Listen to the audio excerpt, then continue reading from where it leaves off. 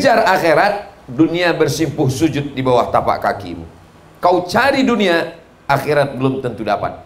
Maka bapak, ibu, yang karyawan, yang pegawai, berangkat dari rumah, bismillahi tawakkaltu 'alallah, la haula wala quwata illa billah. Sesungguhnya kau sedang beribadah. Pulang jam berapa? Kalau sudah masanya pulang jam 4, jam 5, pulanglah ke rumah. Kalau terlambat, ada lembur, itu juga bernilai ibadah. Istri yang menunggu di rumah, sabar. Suami yang menunggu di rumah, kok bisa? Kok bisa suaminya menunggu di rumah? Karena suaminya tidak pegawai, Pak Ustadz. Istrinya yang bekerja. Maka istri dalam Islam mestinya di rumah. Tugas perempuan di rumah. Gaji tertinggi bagi perempuan bukan uang, bukan tunjangan, bukan duit. Gaji tertingginya adalah anak yang soleh, bukan somat. Assalamualaikum warahmatullahi wabarakatuh. Saya berada di asrama Ma'had Az-Zahra, 4 lantai, 36 kamar. Ada tak ada kita, asrama ini tetap jadi, anak-anak tetap menghafal Quran di sini, tetap jadi orang, tetap menjadikan amal jariah mengalir. Kita hanya sekedar menumpang tuah, mengambil berkah. Mari kita selesaikan bangunan ini melalui transfer ke BSI nomor rekening 76777772227 atas nama Pendidikan Hajah Rohana, almarhumah mak saya. Nomor admin jangan lupa kontak ke nomor 0811 6650 026. Berkah selalu. Assalamualaikum warahmatullahi wabarakatuh.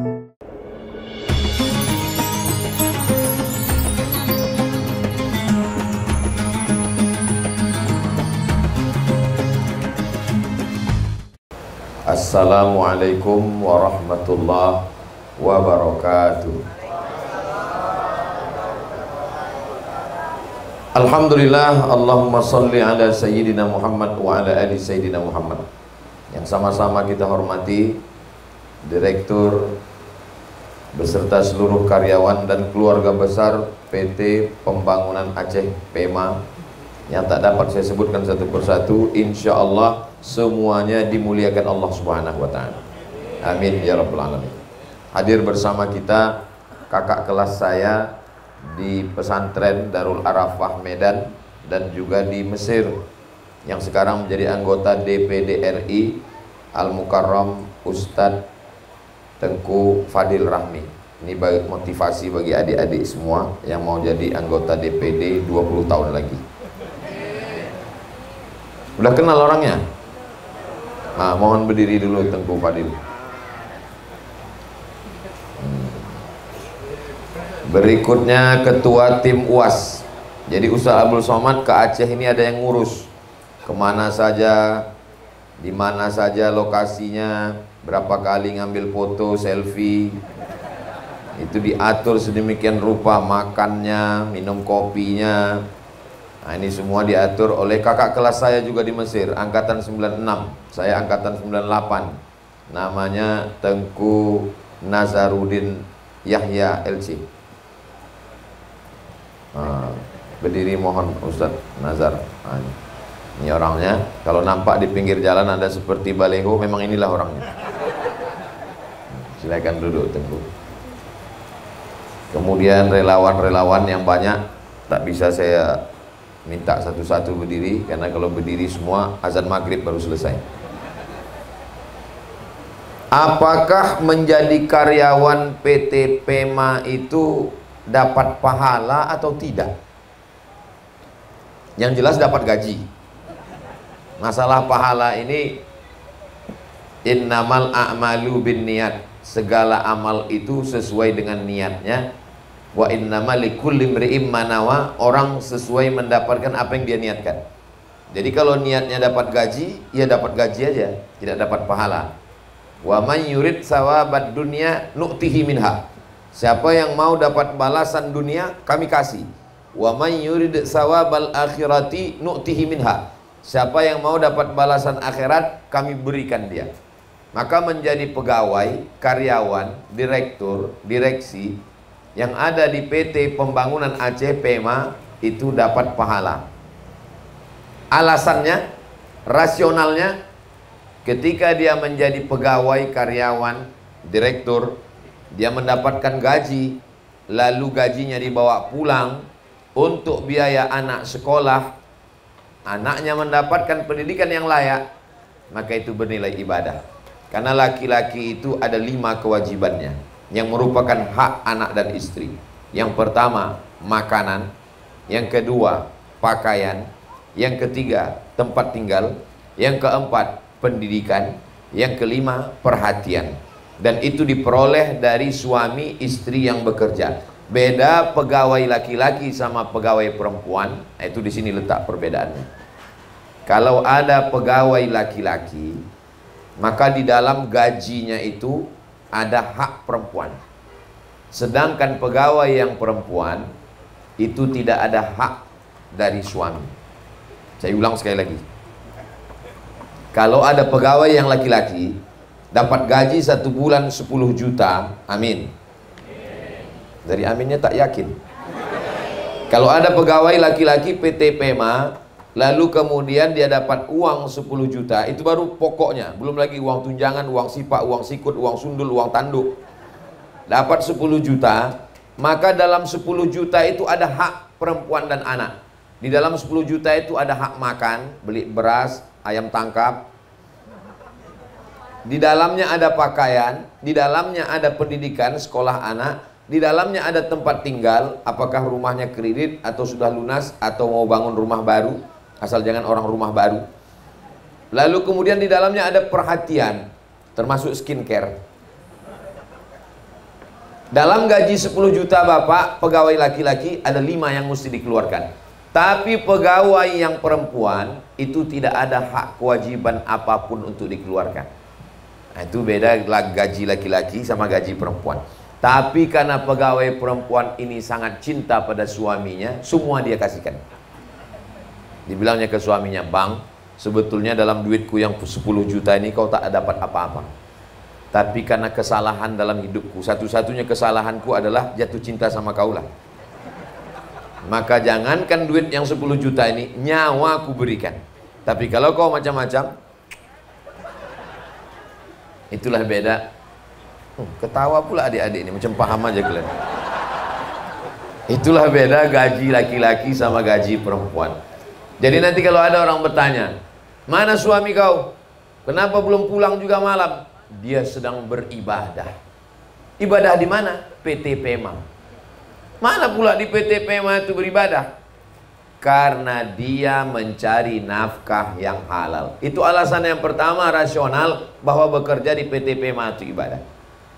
Alasan yang kedua, mahasiswa yang ada di Al-Azhar Kairo Mesir tergabung dalam KMA, Kekeluargaan Mahasiswa Aceh, yang jumlahnya sekarang hampir 1000 orang, mendapat beasiswa dari Pemda, pemerintah daerah Aceh. Pemda dapat duit dari mana? Dari BUMD, Badan Usaha Milik Daerah. Kalau di Aceh namanya BUMA, Badan Usaha Milik Aceh. Di antara BUMA ini apa? Di antaranya salah satu PT PEMA. Maka secara tidak langsung karyawan pegawai PT PEMA berkontribusi untuk melahirkan para dai yang dikirim pemerintah Aceh ke Al-Azhar Kairo Mesir, ke Sudan. Maka ketika mereka pulang membangun Aceh, berceramah, membuat rumah Quran, berdakwah di pedalaman, di pulau-pulau, maka PT PEMA beserta karyawan dan pegawainya juga mendapatkan limpahan pahala amal jariah, insya Allah. Dari bunyi aminnya macam tak yakin. Ustadz Somad, tidak semua orang yang mengucapkan amin itu mesti bersuara. Ada juga yang amin dalam hati. Itu kata siapa? Kata orang yang tak mau keluar suaranya. Jadi kalau ibu yang kebetulan suaminya bekerja, maka fahamilah suamiku ini bekerja sekaligus beribadah. Bapak yang kebetulan istrinya bekerja di PT PEMA, pahamilah bahwa mereka di samping bekerja nampaknya dunia. Ada orang yang bekerja dunia tapi dapat akhirat. Yang paling mengerikan, na'udzubillah, nampaknya bekerja akhirat, sebenarnya mencari dunia. Na'udzubillah. Kejar akhirat, dunia bersimpuh sujud di bawah tapak kakimu. Kau cari dunia, akhirat belum tentu dapat.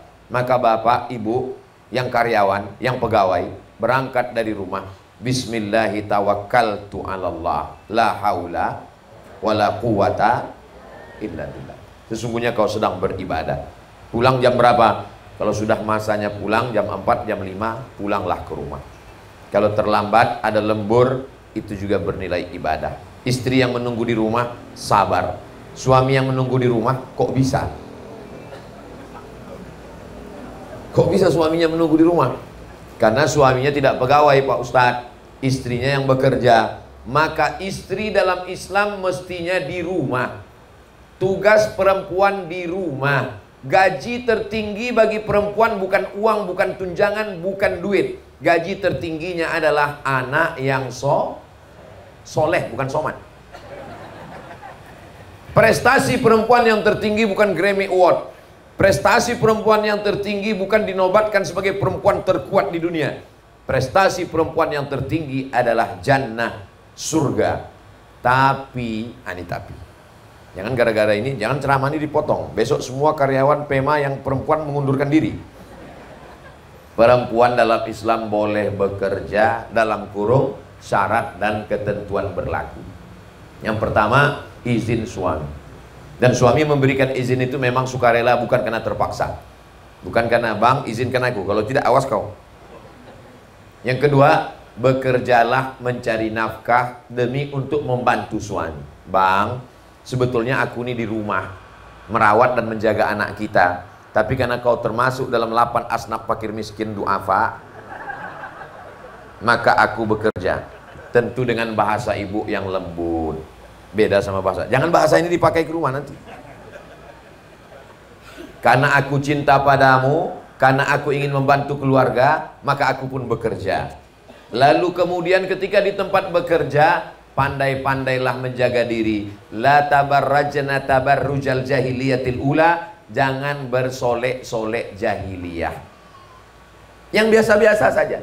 Ustadz, wajah saya ini pucat. Kalau saya tidak pakai bedak, disangka orang saya mayat berjalan. Boleh pakai bedak yang warnanya warna kulit normal. Yang tidak boleh itu adalah mengada-ngada. Sebelah kanan hijau, sebelah biru. Itu tidak boleh. Yang sudah bagus, jangan diotak-atik lagi. Itulah yang dilaknat Allah. La'anallahul washimat. Allah melaknat perempuan yang tukang buat tato. Wal mutashimat, minta buat tato. Wal mutanammisat, mencabut, mencukur, membakar. Apa namanya ini? Bulu mata. Alis. Ini dicabut. Sudah bagus-bagus dicabut, digunting, dicukur, habis. Ditengok di cermin, hilang. Bisa susah dia membedakan mana aku, mana hantu. Lalu kemudian wal mutafallijat, mengotak-atik gigi. Gigi yang sudah bagus diciptakan Allah, tak usah diotak-atik. Dulu kita tahu Pak, itu kawat dipakai untuk pagar rumah. Sekarang dipakai ke gigi. Warnanya macam-macam. Hari Senin hijau, hari Selasa pink, hari Rabu ungu, hari Jumat hitam, seram, hantu.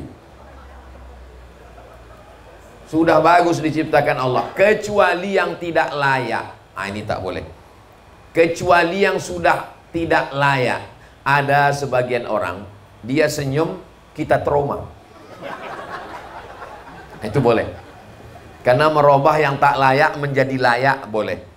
Aslinya rambut ini selayaknya di sini tepinya. Tapi karena satu dan lain hal, berpindah batasnya ke belakang. Macam tepi pulau Sumatera yang kena tsunami. Lalu kemudian pergi ke Turki untuk menanam rambut. Mengembalikan pada asalnya boleh. Yang tak layak menjadi layak boleh. Tapi yang sudah layak di otak-atik, maka sesungguhnya itu kerja setan. Setan selalu mengiming-iming. Wala umanniyannahum. Aku buat mereka berhalusinasi. Dagu kalau kau tambah sedikit cantik, tambah dagu. Hidung kalau kau tambah sedikit bagus, tambah hidung. Pipi kalau kau naikkan sedikit, tambah. Akhirnya hidung, pipi, dagu semuanya plastik. Namanya operasi kresek. Tak ada yang asli lagi. Mohon kalau mendengar ceramah saya itu kuncinya satu. Kalau kebetulan bunyi ceramah itu, ini Ustadz ini kayaknya tahu betul, kayaknya aku yang dibilang. mendengar ceramah Ustadz Somad, siapapun pengajiannya, jangan kita merasa Ustadz itu menyindir kita. Apalagi kalau ceramah saya tidak tahu.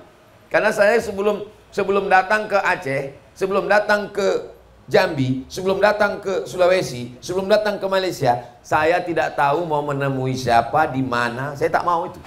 Saya tidak mau kepala saya rusak dengan jadwal ini. Makanya sebelum datang kemari, saya tidak tanya-tanya. Setelah sampai di airport baru saya tahu.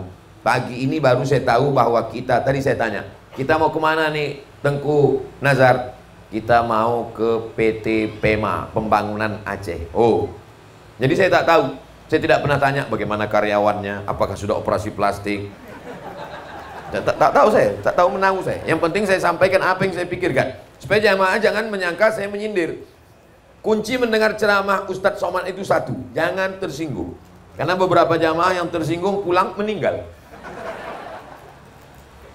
Saya hanya menyampaikan apa yang saya baca dalam Quran, apa yang ada dalam hadis, apa yang dikatakan ulama. Tujuan saya supaya kita hidup ini sesuai tuntunan ajaran agama Islam, supaya kita istiqomah, matinya husnul khotimah insyaallah. Jadi tentang masalah perempuan bekerja, silakanlah ikuti syarat dan ketentuan ini. Tidak bersolek-solek jahiliyah, biasa-biasa saja. Lalu kemudian la yakhluwanna rajulun ma'amra'atin illa ma'adhi mahramin. Jangan berdua-duaan. Masuk jam 8 pagi, pulang jam 4 sore. 9, 10, 11, 12, 1, 2, 3, 4. 8 jam dengan laki orang, 2 jam dengan laki sendiri. Berawal dari kenyamanan, sudah merasa macam abangku, macam ayahku, macam adikku, macam saudaraku. Berawal dari macam, berakhir dengan macam-macam. Ingat, setan belum pensiun. Kejahatan terjadi bukan hanya karena ada niat dari pelakunya, tapi juga karena ada kesempatan. Waspadalah. Mulai dari rasa nyaman, nyaman jalan, nyaman makan, nyaman cerita, tukar nomor handphone, buat nomor khusus, handphone khusus. Istri pula tak peduli. Dia tidak punya tengok-tengok, macam-macam. Akhirnya terjadilah apa yang terjadi. No free lunch, tidak ada makan siang yang gratis. Maka ini untuk kita jaga hati kita bersama. Kalau galah patah bisa disambung, kalau kaca retak masih bisa direkat. Tapi kalau sudah hati sakit, kemana obat akan dicari. Bagi yang usaha kaos sablon, boleh dibuat kata-kata ini, tulis di belakang. Kaca retak boleh direkat, galah patah boleh disambung, hati yang sakit kemana obat akan dicari. Tapi jangan dipakai sholat Jumat. Jadi tengok orang, khutbah ini ceramah Ustadz Somad nih gitu. Saudara yang dimuliakan Allah Subhanahu wa Ta'ala. Lalu kemudian kalau sudah pulang ke rumah, keluar kantor jam 4, sampai rumah jam 5, mandi bersih-bersih, masak sebentar, akhirnya jam 6, sholat maghrib jam 7, sholat isya jam 8. Berapa lagi waktu yang tersisa untuk anak dan suami? Jam 9, jam 10, jam 11 paling lama. Mesti tidur, takut besok tidak efektif, tidak fit, tidak semangat bekerja. Cuman 3 jam untuk anak dan suami. Jangan lagi 3 jam itu dihabiskan drama Korea, dihabiskan scroll. Tak tahu apa yang mau ditengok. Tengok masakan, tengok pakaian, tengok shopping, tengok ini. Datang anak menunjukkan rapornya. Mama, adik baru dapat rapor, adik ranking. Pergilah sana, aku sakit kepalaku. Padahal dia mau minta tanggapan dari orang tuanya. Ini Ustadz Somad ini yang diceritakannya istri aja. Bagaimana dengan suami-suami? Tunggu sebentar. Kalian adalah perempuan. Mungkin di rumah sudah ada pembantu, asisten rumah tangga, ART namanya. Dia kan bisa masak Pak Ustadz. Masakan sudah dimasakkan. Nah, teh sudah dibuatkan. Kopi sudah diadukkan. Gulai sudah disiapkan. Memang cabai, bawang, tomatnya sama, tapi rasanya beda, Besti. Beda antara yang kau masakan. Nanti ini semua adalah menjadi sesuatu yang dalam hati mereka. Ini bagi istri-istri yang solihah. Yang saya sampaikan ini sudah mereka laksanakan, hanya ingin menguatkan hati mereka. Betul kan Bu? Betul kata mereka.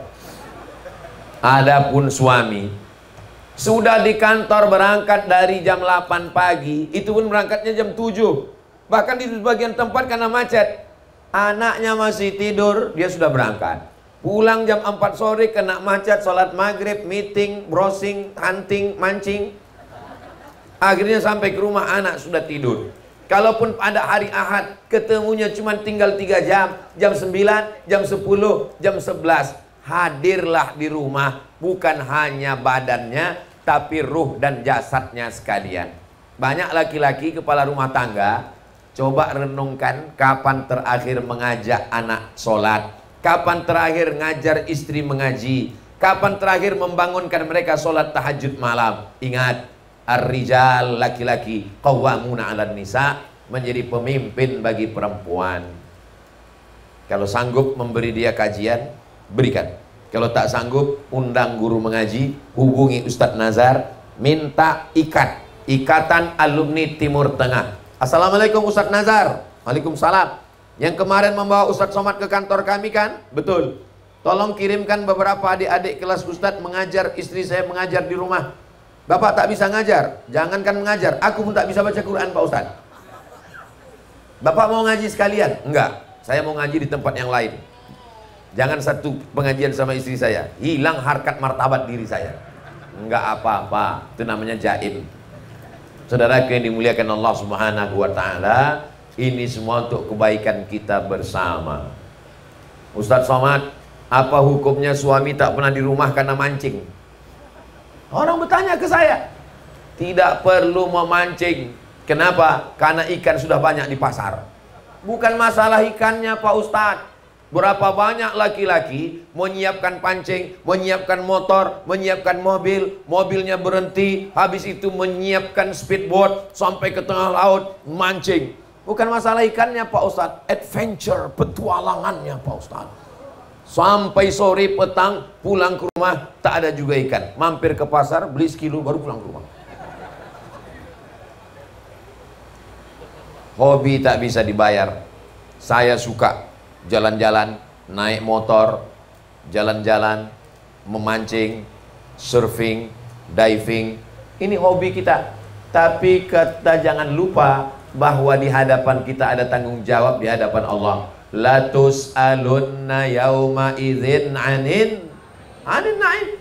Ada kenikmatan yang diberikan Allah, nikmat sehat, semuanya akan ditanya di hadapan Allah. Inna sam'a, pendengaran, wal basar, penglihatan, wal fuad, hati dan pikiran. Kullu ulaika kana anhu mas'ula, semua disoal, semua ditanya, semua diminta tanggung jawab di hadapan Allah Subhanahu wa Ta'ala. Ini poin yang pertama, bahwa menjadi karyawan pegawai BUMA, Badan Usaha Milik Aceh, dan menjadi karyawan PT PEMA Pembangunan Aceh, ini bernilai ibadah kalau kita jaga supaya kita dapat dua-duanya. Rabbana atina fid dunya hasanah wa fil akhirati. Jangan gara-gara kerja ini ibadah lalu terdengar suara azan zuhur, hayya 'alas shalah. Semua pegawai karyawan pergi ke masjid Sorau, sholat. Dia tetap juga dengan mengetik laporan. Ditanya sama kawan, kau tak sholat? Ini ibadah. Siapa yang bilang? Ustadz Somad. Gak usah kau dengar Ustadz Somad, dia agak sesat itu. Tolong bedakan antara ibadah mahdoh dengan ghairu mahdoh.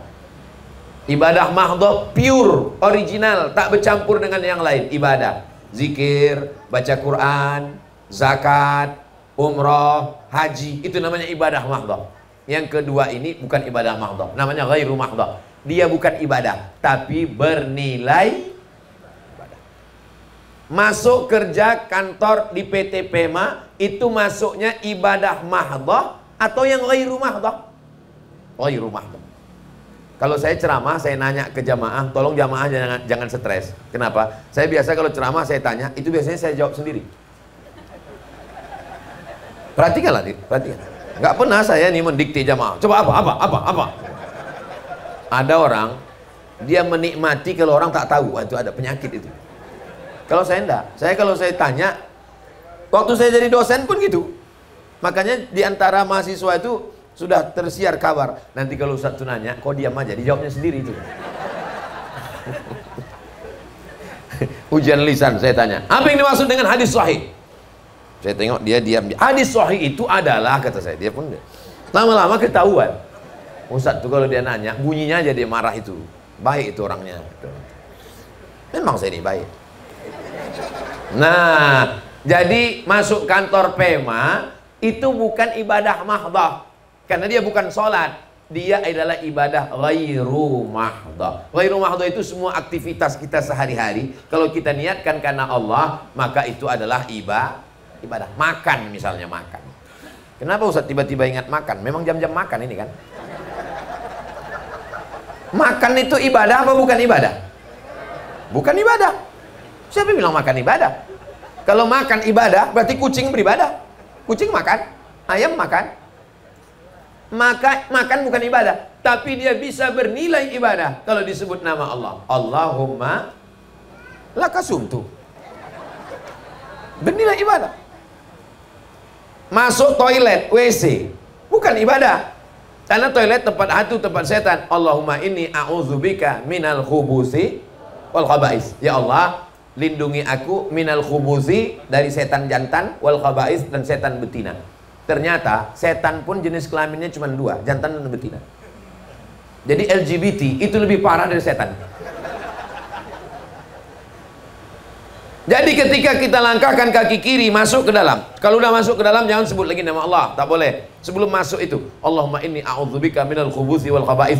Maka selama berapa lama di dalam bernilai ibadah. Ini sekarang banyak laki-laki dicurigai sama bininya karena terlalu lama di toilet. Kok lama kali di dalam bang? Nah, sekarang udah tahu jawabannya, ibadah deh. Padahal membuka WA dalam. Makan, minum, bekerja. Maka berangkat dari rumah ke PT PEMA itu bernilai ibadah. Berangkat pagi, aku mau mencari rezeki yang halal untuk belanja anak istri, untuk sekolah anak, untuk bayar listrik, untuk keperluan keluarga. Dan tempatku kerjaku ini adalah termasuk pemasukan untuk Pemda Aceh. Dan Pemda Aceh ini salah satunya membiayai masjid, surau langgar musola, mengirim mahasiswa ke Mesir, pulang menjadi alim ulama. Maka kita sudah berkontribusi. Mungkin sholat kita tak khusyuk, mungkin bacaan Quran kita tidak fasih, mungkin kita bukan ustadz, mungkin kita bukan abu, bukan abi, bukan tengku. Tapi insya Allah amal yang kita tidak sangka sebagai amal justru boleh jadi itulah yang menjadi bekal kita menghadap Allah. Maka kita husnuzan. Saya berhusnuzan kalau keluarga besar PT PEMA ini menghasilkan duit yang banyak, maka manfaatnya dirasakan oleh orang banyak. Salah satunya adalah acara kita pada hari ini memperingati 19 tahun refleksi 19 tahun tsunami pembangunan Aceh. Adik-adik kita dapat limpahan manfaatnya. Mohon jangan setahun sekali. Banyak saya tengok di kantor, di masyarakat, di mana-mana santunan anak yatim bulan suci Ramadan. Dianggapnya anak yatim itu laparnya bulan Ramadan aja. Ada Syawal, ada Zulqa'dah, ada Zulhijjah, ada Muharram, ada Safar, ada Rabiul Awal, ada Rabiul Akhir, Jumadil Awal, Jumadil Akhir, Rajab, Sya'ban, Ramadan. Saya sejak meninggal almarhumah emak saya tanggal 18 Maret 2019 sampai sekarang 2023, Maret nanti 2025 sudah 5 tahun berjalan, tidak pernah non-stop 200 paket sembako. Isi satu paket itu 300.000. Beras 10 kilo, ikan sarden, gula, minyak, kopi, teh, roti gabin, susu saset.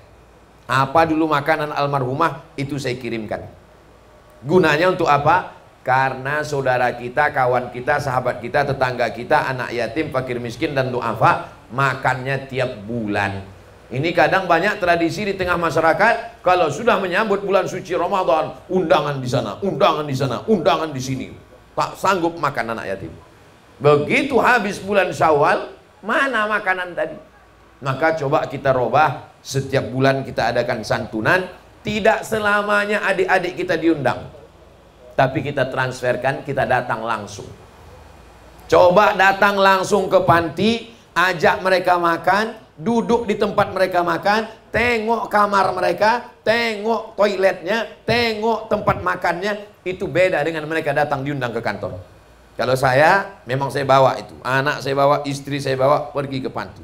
Bapak ibu, ulang tahun anak pergi ke mall, tak salah. Ulang tahun anak pergi, tak salah. Tapi coba bawa dia makan bersama.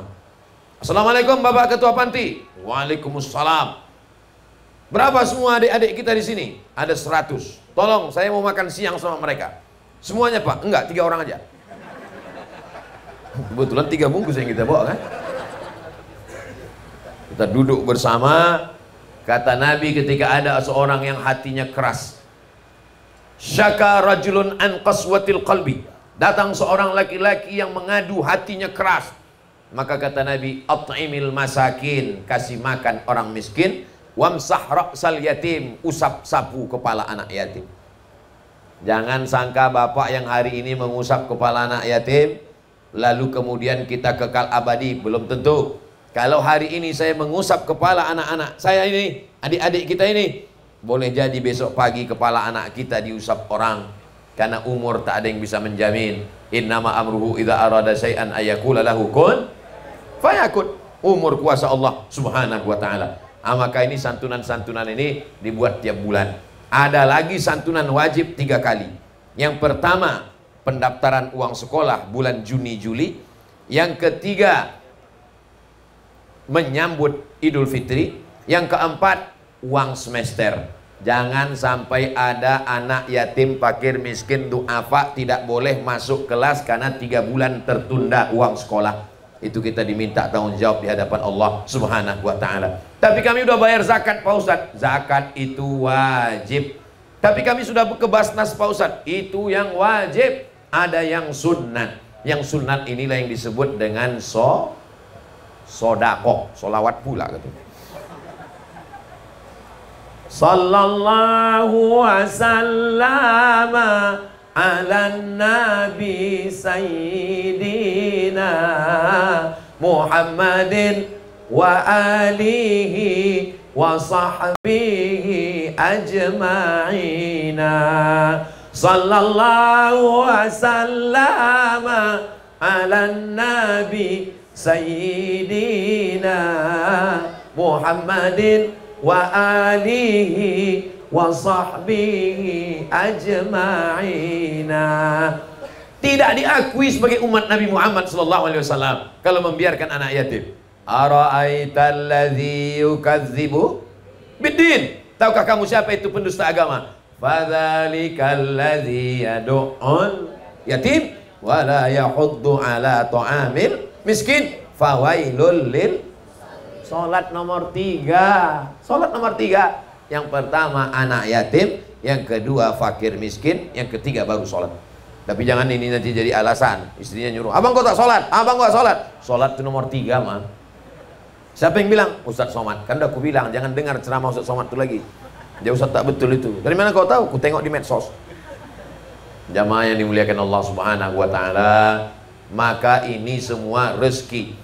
Tempat bapak ibu bekerja, berkantor masuk pagi pulang petang, yang menurut bapak ibu membosankan, memuakkan. Aku bosan kali masuk kantor ini, capek kali aku, suntuk kali aku nengok muka kawan-kawanku ini, rasanya mau muntah aku dah. Justru itulah yang diidam-idamkan pencari kerja yang tiap hari beli koran, akses internet, yang sudah puluhan kali tak dapat pekerjaan. Rumah yang menurut kita membosankan, aku bosan kali nengok rumah ini. Itu rumah yang diidamkan oleh orang yang rumahnya belum lunas-lunas sudah 25 tahun. Istri yang menurut kalian membosankan, itulah istri yang dicari-cari jomblo yang udah berdoa tak kabul-kabul sampai sekarang. Suami menurut kalian yang membosankan, aku muak kali nengok kau bang. Kalau ada buaya mau kuserahkan aja kau rasanya ke dia. Itulah suami yang dirindukan perempuan yang sampai sekarang belum dipinang-pinang orang. Jadi banyak, hidup ini misteri. Banyak hal yang menurut kita biasa-biasa saja, tapi bagi orang lain itu adalah sesuatu yang luar biasa. Menjadi pegawai di PT PEMA ini kan luar biasa. Bapak adik sekarang di mana? Saya di PT PEMA. Itu luar biasa. Bagi bapak mungkin itu biasa aja. Bagi ibu mungkin itu biasa aja. Tapi bagi saya itu luar biasa. Kenapa? Karena saya baru sekali datang kemari. Nengok dari kantornya, masya Allah, tabarakallah, berputar ke sana kemari masuk. Rupanya ujungnya ke sini juga. Masya Allah, tabarakallah. Mudah-mudahan dengan menyantuni adik-adik kita turunlah keberkahan di kantor ini. Besok hari Senin semangat baru dengan tunjangan tetap lama. Semangat baru. Kenapa? Karena yang membangkitkan semangat ini tidak bisa motivator. Diundang motivator dari Jakarta, diadakan di convention hall di hotel. Tiba-tiba terdengar suara gemuruh, mati lampu. Semangat, semangat, semangat. Keluar dari hotel, letoy. Lemah, lesu, letoy, loyo, lunglai. Nggak bisa. Dia tidak bisa dikasih. Pakai pil obat pembangkit semangat. Apa namanya istilahnya itu? Nggak usah sebut merek, iklan gratis. Oh, minum ini semangat, semangat. 3 bulan berikutnya kena buah pinggang. Saya ditanya orang, Ustadz makanannya apa? Nasi, lauknya ayam tangkap, minumannya apa? Teh manis. Lalu yang membuat semangat itu apa? Yang membuat semangat itu target di akhirat, supaya kita diberikan Allah rezeki, bisa berzakat, bisa berinfak, bisa bersedekah, bisa menyenangkan orang banyak. Kalau cerita tentang target pribadi, 72 Twin Tower, bangunan paling hebat di Malaysia, Kuala Lumpur, Twin Tower, mirip 2 menara. Ternyata itu 72 Twin Tower itu rata dengan tanah. Itulah yang terjadi ketika tsunami datang. Kalau berpikir untuk pribadi hancur, tapi kalau berpikir untuk orang banyak. Oh, jadi bencana musibah yang ada di Aceh itu seperti 72 Twin Tower yang hancur, Pak Ustadz, ya? Ustadz tahu dari mana? Itu kan kata sambutan direktur tadi. Apa maknanya? Bahwa kalau kita berpikir untuk saya, tidak ada apa-apanya. Berpikirlah untuk Aceh, berpikirlah untuk Nangro Aceh Darussalam, berpikirlah untuk mahasiswa yang akan dikirim dari Aceh menuju Al-Azhar Kairo Mesir, berpikirlah untuk kita semua. Tadi saya berdiri jam 12, sekarang sudah jam 12.40. Tadi saya dikasih tahu Ustadz Nazar, Ustadz Somad di mana-mana kan ceramah 60 menit. Iya, untuk di Pemani tak perlu lama-lama, 40 aja sudah cukup. Kenapa? Karena di sini orangnya sudah baik-baik, soleh dan solihah. Azan sudah berkumandang. Allahu Akbar, Allahu Akbar, Allahu Akbar, Allahu Akbar. Asyhadu an la ilaha illallah, asyhadu an la ilaha illallah, asyhadu anna Muhammadar Rasulullah, asyhadu anna Muhammadar Rasulullah. Hayya 'alas salah, hayya 'alas salah, hayya 'alal falah, hayya 'alal falah. Allahu Akbar, Allahu Akbar, la ilaha illallah. Allahumma rabb hadhihi ad-da'wah was-salati al-qa'imah ati sayyidina Muhammadan al-wasilata wal fadilah wasyarafa wad darajata al-'aliyata ar-rafi'ah wa ba'athu Allahumma maqaman mahmudan alladhi wa'adta innaka la tukhliful mi'ad. Saya sekarang ceramah, saya sekarang azan. Azan itu fungsinya 2, memberitahu masuk sholat dan mengajak orang untuk sholat berjamaah, sekaligus mengajar adik-adik saya. Begitulah azan tercepat di dunia. Jadi nanti kalau masuk waktu, tak usah nunggu orang banyak, tak usah main tunjuk-tunjuk. Kau yang azannya, kaulah. Kau yang azannya, kaulah, kaulah. Begitu masuk waktu, langsung azan. Siap? Bapak-bapaknya pula yang siap. Begitu adik-adik sekalian, masuk waktu, azan langsung. Azannya macam suara Ustaz Somad tadi, melengking ke atas. Allahu Akbar, Allahu Akbar. Ini banyak azan. Allahu Akbar. Azan itu fungsinya memberitahu orang masuk sholat. Kalau azan suaranya tidak kuat, kata orang, ini masuk sholat atau masuk malaikat maut nih gitu.